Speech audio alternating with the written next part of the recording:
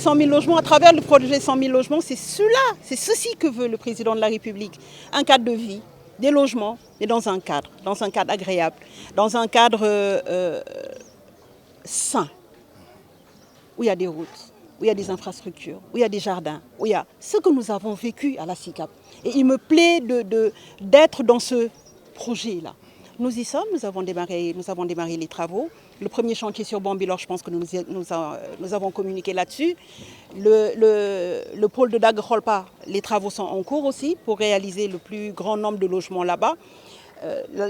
L'axe Dakar-Thiès-Mbour, comme on le dit, il va polariser 60% des logements.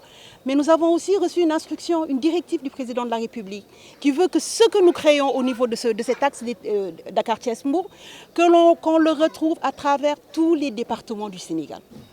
Et nous sommes en train de nouer des partenariats dans ce sens. Nous avons aussi les promoteurs publics que sont la SICAP et la SNHLM qui ont du foncier, surtout la SNHLM, qui a du foncier un peu à travers le Sénégal.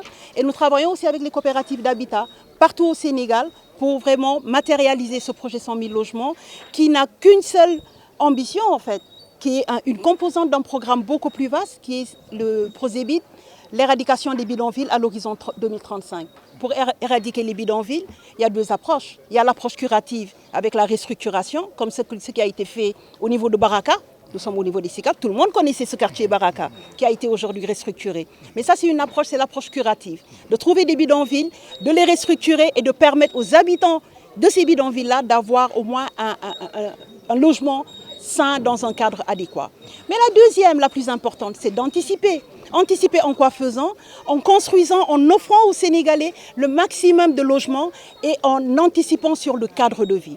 Puisque le logement est un besoin fondamental pour tout le monde, mais surtout pour les Sénégalais qui ont une relation toute particulière avec le foncier. Avoir un logement, c'est vraiment une satisfaction du devoir accompli.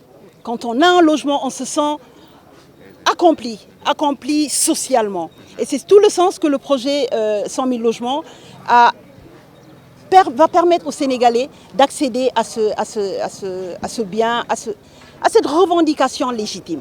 Et lorsque un père de famille, une mère de famille doit loger ses enfants, sa première préoccupation, ce n'est pas de savoir si cette zone est édificante ou pas. Il va se loger.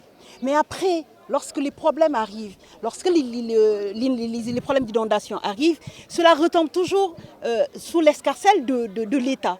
Et c'est ce qu'a voulu éviter le président de la République en nous disant anticiper, en créant la SAFRU qui est chargée de tout ce qui est aménagement, en créant le Fonds pour l'habitat social qui accompagne la cible. Parce qu'il est bon aussi de revenir sur la cible. Le projet 100 000 logements, ce n'est pas pour ceux qui ont déjà un logement, ce n'est pas pour ceux qui ont des moyens, c'est pour les Sénégalais.